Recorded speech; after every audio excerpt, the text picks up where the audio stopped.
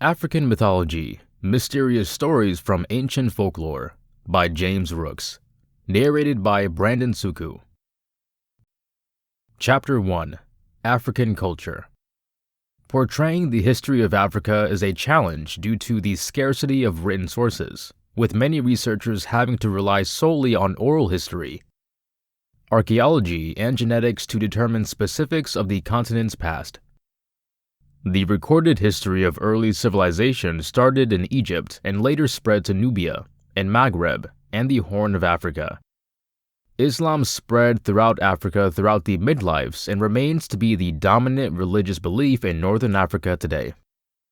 During the late 15th century, Europeans and Arabs took servants from parts of Africa and delivered them overseas to use in the servant trade.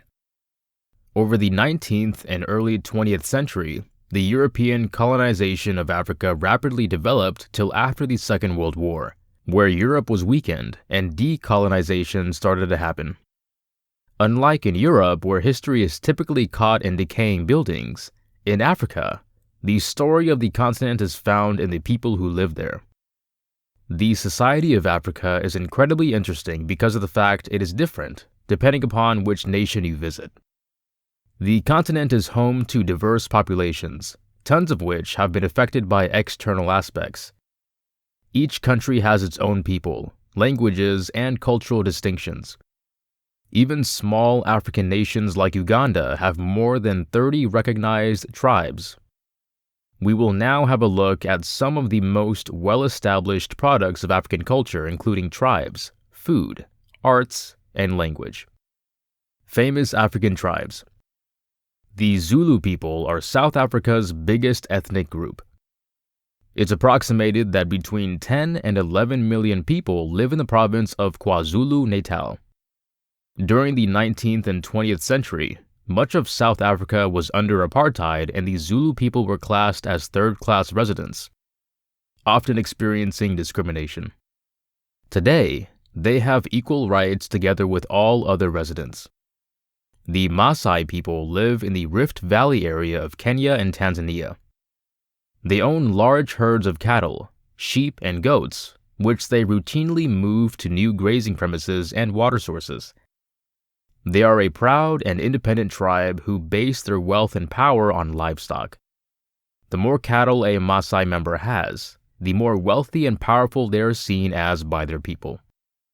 There are more than 50 unique people living in the Omo River region of southwestern Ethiopia, making it a great place to go to if you happen to be interested in African culture. Tons of these standard customs and beliefs have stayed undamaged as a result of absence of access to the area. African food. Many people living in eastern, western, and southern African villages are farmers. They live nearly completely off the food they grow themselves. Conventional African food is also cost outside markets. In countries like Morocco and Algeria,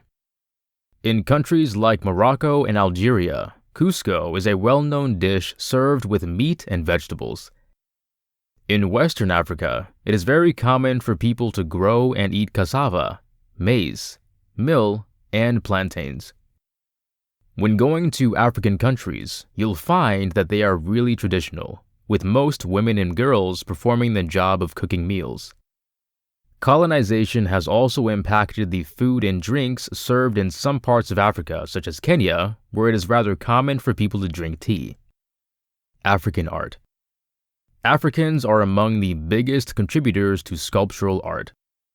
The art form of African sculpture dates back countless years, with some of the earliest sculptures being found in Egypt. African languages. There are countless native languages and dialects spoken in Africa. Every African nation has its own languages, even the tinier nations. Nevertheless, because of the fact that many African nations were once part of European colonies, lots of people have the ability to speak Creole or Pidgin variations of English, Portuguese, or French. In Northern Africa, Arabic is spoken, whereas in East Africa, Swahili is the dominant language. Africa is really a remarkable continent. When it comes to African history and civilization, there is so much more to learn about. The best way to understand the numerous different customs and cultures is to visit African countries and talk to the people. With some of the most varied customs, languages, and customs in the world, Africa is really an interesting continent. Chapter 2: The Gods and Goddesses of Africa. African folklore covers a vast area. The African continent includes so many countries, regions, languages, people, civilizations, and crossovers that the sheer diversity of prevailing gods would seem overwhelming if there were not several helpful shortcuts. Standard African belief is overwhelmingly monotheistic. There might be spirits and forefathers drifting around, but there's only one God. Early missionaries made a complete pig's ear of their research in this respect and seem to have delighted in cataloging as many heathen gods as they could possibly get away with. African developer gods appear to follow a unique pattern. They're all extremely discontented with their developments. There is much shaking of heads, turning away in sadness and avoidance of contact. The human beings are left to take care of themselves. Attempts to restore contact with their god by building a heavenly ladder are the topic of many a dissatisfied legend. In general, African gods do not like to be bothered, and people have to learn to be content with their lot. But while God sits in paradise, wringing his hands in misery, the ancestral spirits are very going to take an active part in earthly life. Those are mostly into searching in other practical subjects, with food, sex, and alcohol as popular as always. There is a remarkable innocence about the gods of Africa. They appear ignorant and unworldly, believing the best of everybody and optimistically giving the advantage of the doubt to all and sundry. No wonder they are rudely disappointed when it turns out their badly chosen favorites depend on no good. Even interacting with their creation has lots of issues. Vital messages of life and death are delegated to whichever farmyard animal happens to be passing, and the resulting garble is very likely to have exceptionally unanticipated and normally dreadful effects. Chapter 3: The King's Magic Drum. Ephraim Duke was an old king of Calabar. He was a serene man and did not like war. He had a fantastic drum, the property of which, when it was beaten, was always to supply lots of good food and drink. So whenever any nation announced war against him, he used to call all his adversaries together and beat his drum. Then, to the surprise of each, rather than fighting the people, found tables spread out with all sorts of dishes: fish, fufu, palm oil slice, soup, cooked yams and okros, and plenty of palm red wine for everybody. In this way, he kept all the country quiet and sent his adversaries away with full stomachs and in a happy and pleased frame of mind. There was only one downside to having the drum, and that was, if the owner of the drum walked over any stick on the road or stepped over a fallen tree, all of the food would immediately spoil, and 300 Egbo men would appear with sticks and whips and beat the owner of the drum and all of the invited guests extremely significantly. Ephraim Duke was a rich man. He had many farms and numerous slaves, a big store of kernels on the beach, and many puncheons of palm oil. He also had 50 wives and many children. The spouses were all fine women and healthy. They were also good moms, and all of them had lots of children, which benefited the king's house. Every few months, the king used to release invites to all his subjects to come to a big feast. Even the wild animals were welcomed. The elephants, hippopotami, leopards, shrub cows, and antelopes used to come, for in those days there was no trouble, as they were nice with man, and when they were at the feast, they didn't kill one another. All the people and the animals were too envious of the king's drum and wanted to have it. But the king would not part with it. One early morning, Edom, one of the king's spouses, took her little daughter to the spring to wash her, as she was covered with yaws, which are bad sores all over the body. The tortoise happened to be up a palm tree, just over the spring, cutting nuts for his midday meal. And while he was cutting, one of the nuts fell to the ground, just in front of the child.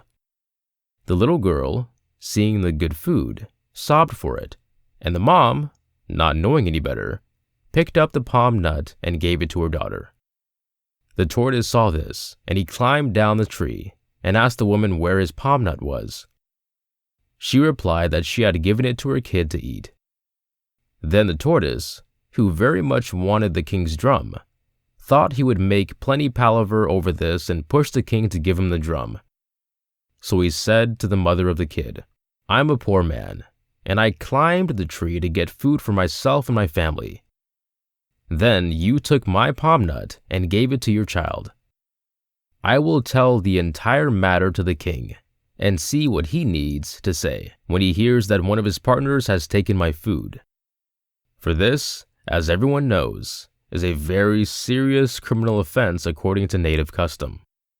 Edom then said to the tortoise, "I saw your palm nut lying on the ground, and thinking it had fallen from the tree, I gave it to my little girl to eat, but I did not take it.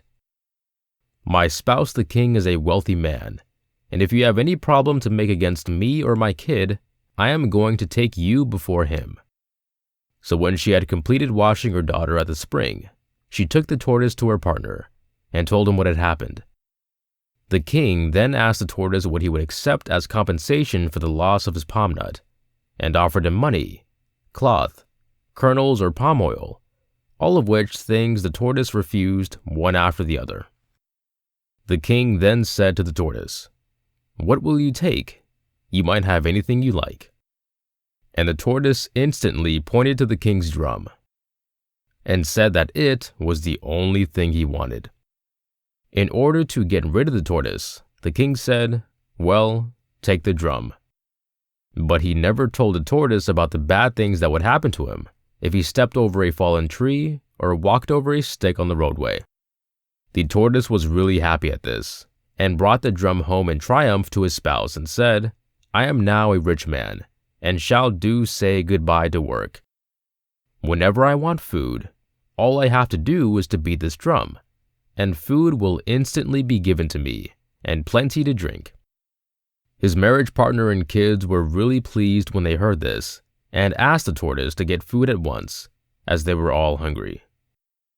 This the tortoise was only too delighted to do, as he wished to display his recently obtained wealth, and was also rather hungry himself. So he beat the drum in the same way he had seen the king do when he really wanted something to eat. And immediately, plenty of food appeared. So they all took a seat and made a great feast. The tortoise did this for 3 days, and every little thing went well. All his kids got fat and had as much as they could potentially eat.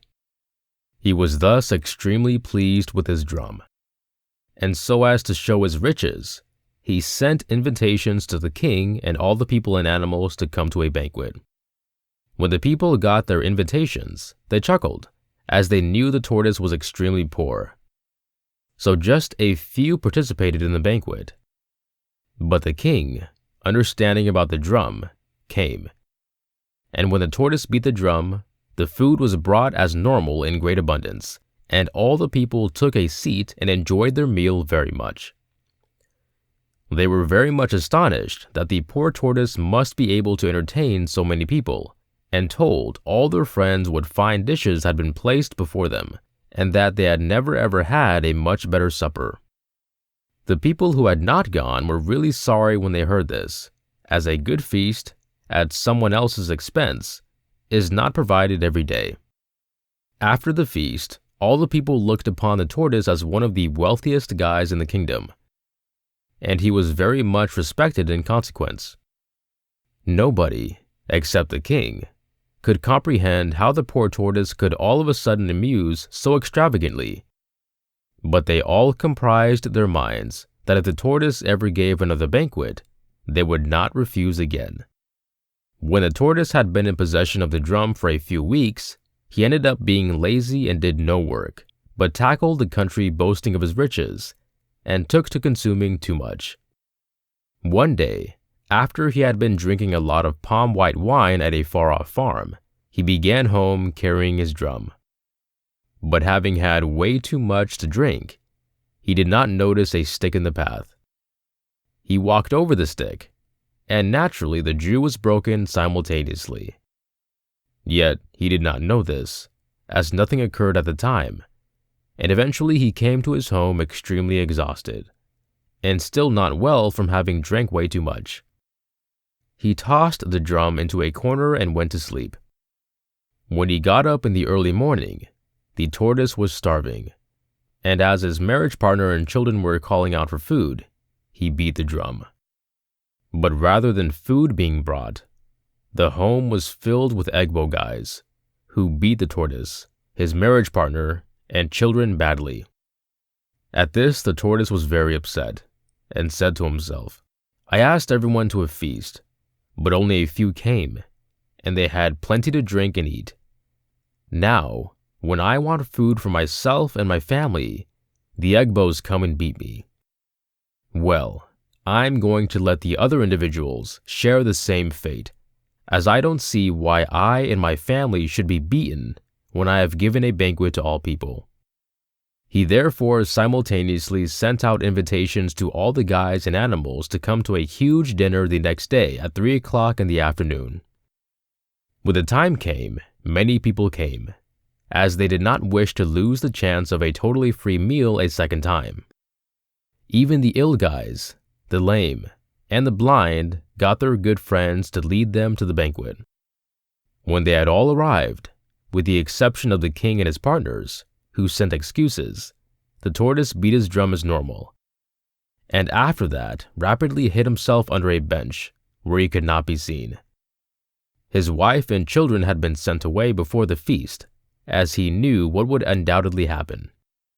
As soon as he had beaten the drum, 300 Egbo guys appeared with whips and began flogging all the visitors, who could not leave, as the doors had been fastened. The whipping went on for 2 hours, and the people were so badly penalized that a lot of them had to be brought home on the backs of their good friends. The leopard was the only one who left, as directly he saw the Egbo guys arrive, he knew that things were likely to be undesirable. So he gave a huge spring and jumped right out of the compound. When the tortoise was satisfied with the beating the people had received, he snuck to the door and opened it. Individuals then escaped, and when the tortoise gave a particular tap on the drum, all of the Egbo guys disappeared. The people who had been beaten were so upset and made so much palaver with the tortoise that he comprised his mind to return the drum to the king the next day. So in the morning, the tortoise went to the king and brought the drum with him. He told the king that he was not satisfied with the drum and wished to exchange it for something else.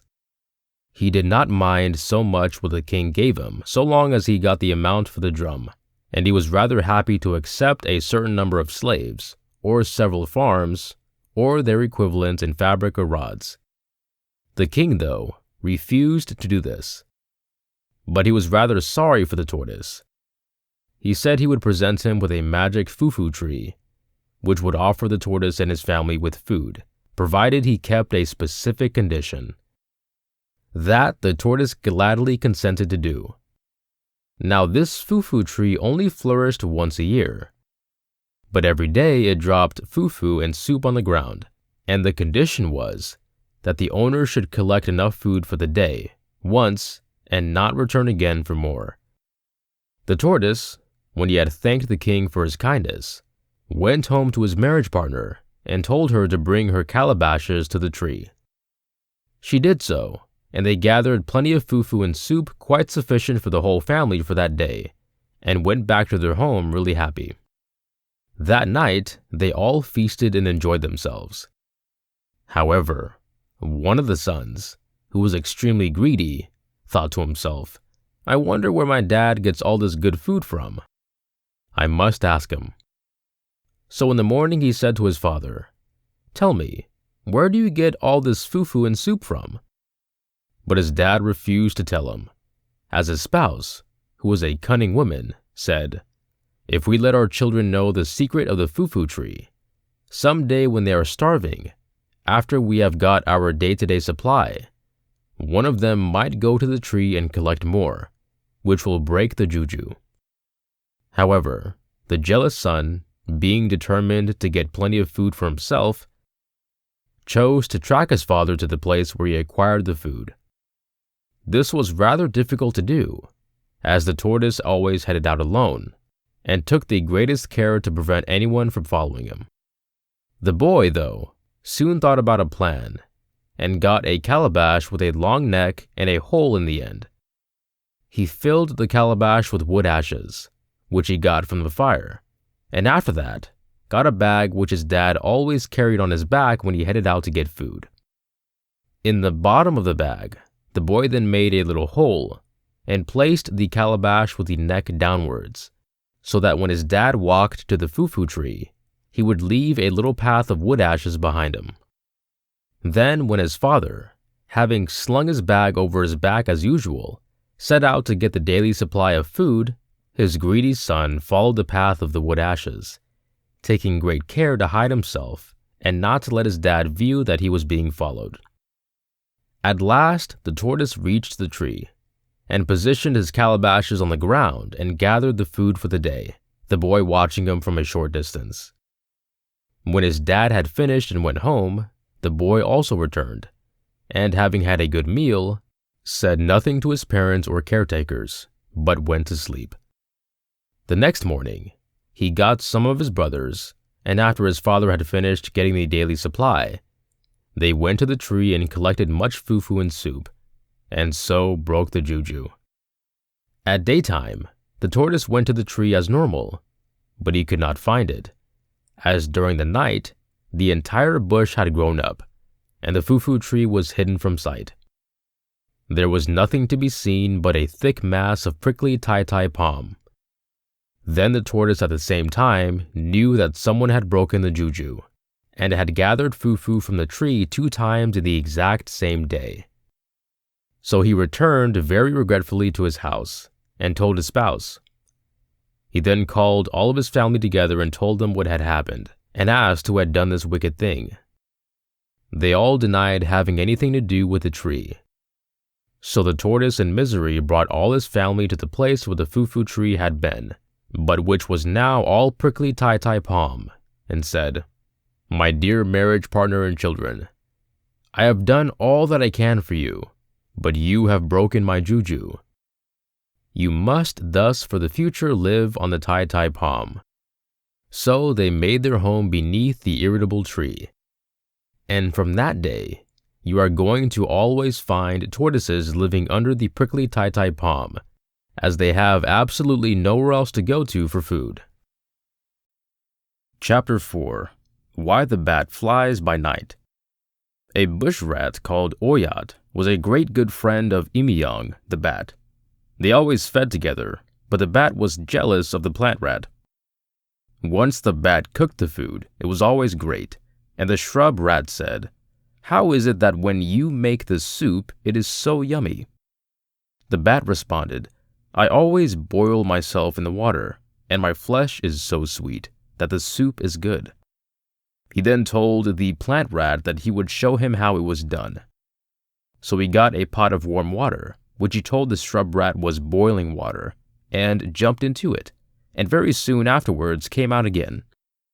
When the soup was brought, it was as strong and good as usual, as the bat had prepared it beforehand.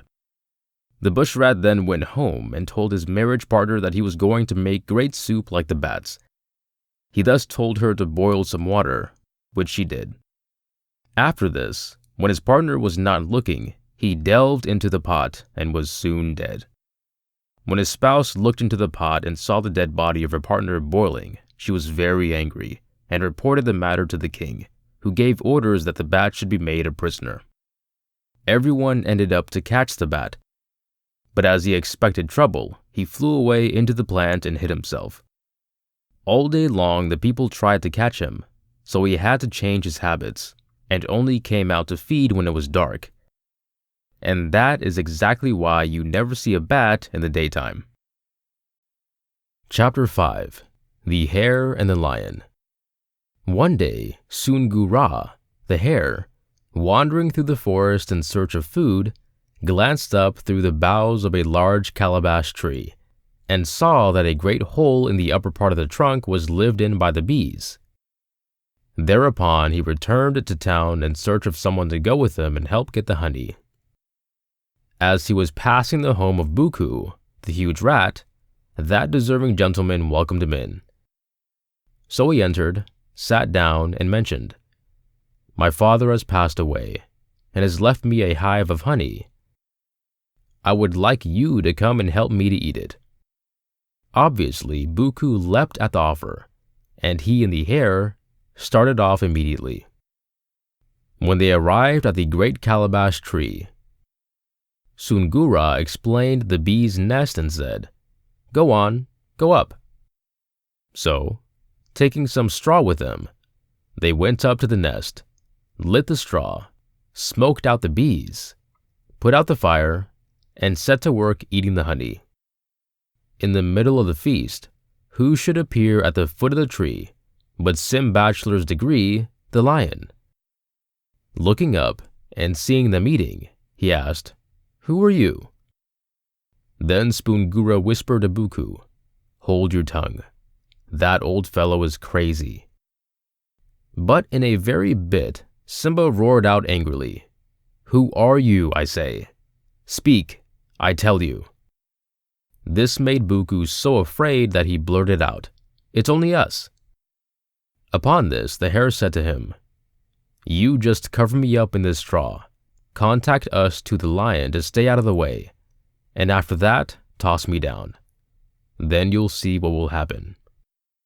So Buku, the big rat, covered Soongoo'ra, the hare, in the straw, and after that called to Simba, the lion, "Stand back. I'm going to toss this straw down, and after that I am going to boil down myself."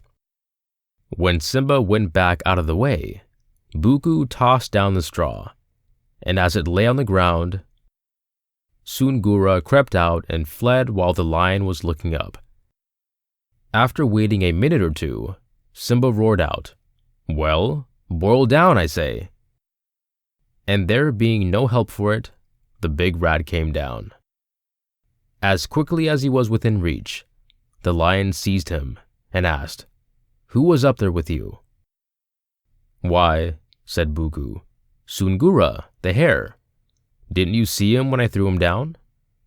"Of course I didn't see him," replied the lion, in an incredulous tone, and without squandering more time, he ate the huge rat, and after that looked around for the hare, but could not find him. 3 days later, Soongoo'ra got in touch with his acquaintance, Kobe, the tortoise, and said to him, "Let us go and eat some honey." "Whose honey?" inquired Kobe, very carefully. "My father's," Soongoo'ra responded. "Oh, all right, I'm with you," said the tortoise excitedly, and away they went. When they reached the great calabash tree, they went up with their straw, smoked out the bees, took a seat, and began to eat. Just then, Mr. Simba, who owned the honey, came out again, and, looking up, inquired, "Who are you up there?" Soongoo'ra whispered to Kobe, "Keep quiet." But when the lion repeated his question madly, Kobe ended up being suspicious and said, "I will speak. You told me this honey was yours. Am I right in presuming that it belongs to Simba?" So, when the lion asked again, "Who are you?" he replied, "It's only us." The lion said, "Boil down then," and the tortoise answered, "We're coming." Now, Simba had been keeping an eye open for Soongoo'ra since the day he caught Buku, the big rat, and, presuming that he was up there with Kobe, said to himself, "I have got him this time for sure." Seeing that they were caught again, Sungura said to the tortoise, "Wrap me up in the straw, tell Simba to stand out of the way, and then toss me down. I'll wait for you right below. He cannot hurt you, you know." "All right," said Kobe. But while he was wrapping the hare up, he said to himself, "This fellow wants to escape and leave me to bear the lion's anger. He shall get caught first." Because of that, when he had bundled him up, he called out, "Sungura is coming," and tossed him down. So Simba caught the hare and, holding it with his paw, said, "Now, what shall I do with you?" The hare responded, "It's of no usage for you to try to eat me. I am very rough." "What would be the best thing to do with you then?" asked Simba. "I think," said Sungura, "you should take me by the tail, try me around, and knock me against the ground. Then you might be able to eat me." So the lion, being tricked, took him by the tail and whirled him around. But just as he was going to knock him on the ground, he slipped out of his grasp and ran away, and Simba had the mortification of losing him again. Angry and dissatisfied, he turned to the tree and contacted us to Kobe. "You come down also." When the tortoise reached the ground, the lion said, "You're pretty hard. What can I do to make you eatable?" "Oh, that is simple," chuckled Kobe. "Just put me in the mud and rub my back with your paw until my shell comes off." Immediately on hearing this, Simba brought Kobe to the water, put him in the mud, and began, as he supposed, to rub his back. But the tortoise had slipped away, and the lion continued rubbing on a piece of rock until his paws were raw. When he looked down at them, he saw they were bleeding, and, seeing that he had again been outsmarted, he said, "Well, the hare has done me today, but I am going to go searching now till I find him." So Simba, the lion, set out immediately in search of Sungura, the hare, and as he went along, he inquired every one he met, "Where is the house of Sungura?" But each person he asked replied, "I don't know." For the hare had said to his marriage partner, "Let us get rid of from this home." Therefore, the folks in that area had no knowledge of his whereabouts. Simba, however, went along, continuing his queries, till currently one answered, "That is his house on the top of the mountain." Without loss of time, the lion climbed the mountain and quickly reached the place suggested, only to find that there was nobody in the house. This, however, did not trouble him. On the contrary, saying to himself, "I'll hide myself inside, and when Sungura and his spouse get home, I'm going to eat them both." He got in the house and lied down, awaiting their arrival. Pretty soon along came the hare with his partner, not thinking of any threat. But he very soon found the marks of the lion's paws on the steep path. Stopping at once, he said to Mrs. Sungura, "You return, my dear. Simba, the lion, has passed this way, and I think he must be trying to find me." But she responded, "I won't return. I'm going to follow you, my spouse." Although considerably pleased at this proof of his marriage partner's love, Sungura said strongly, "No, no. You have good friends to go to. Return." So he encouraged her, and she returned. But he continued, following the footmarks, and saw, as he had presumed, that they went into his home. "Ah," said he to himself, "Mr. Lion is inside, is he?" Then, carefully going back a little way, he called out, "How do you do, house? How do you do?" Waiting a minute, he remarked loudly, "Well, this is really unusual. Every day, as I pass this place, I say, 'How do you do, house?' and the home always addresses, 'How do you do?' There should be someone inside today." When the lion heard this, he called out, "How do you do?" Then Sungura burst out laughing and screamed, "Oh ho, Mr. Simba! You're inside, and I'll bet you want to eat me. But first, tell me where you ever heard of a home talking." Upon this, the lion, seeing how he had been tricked, responded madly, "You wait until I acquire you. That is all." "Oh, I think you will need to do the waiting," wept the hare, and then he fled, the lion following. But it was of no usage. Sungura totally tired out old Simba, who, saying, "That rascal has beaten me. I don't want to have anything more to do with him," returned to his home under the great calabash tree. Chapter 6. Why the Sun and the Moon Live in the Sky. Many years ago, the sun and water were great good friends, and both lived on the earth together. The sun very usually used to check out the water, but the water never returned his visits. At last, the sun asked the water why it was that he never ever came to see him in his house.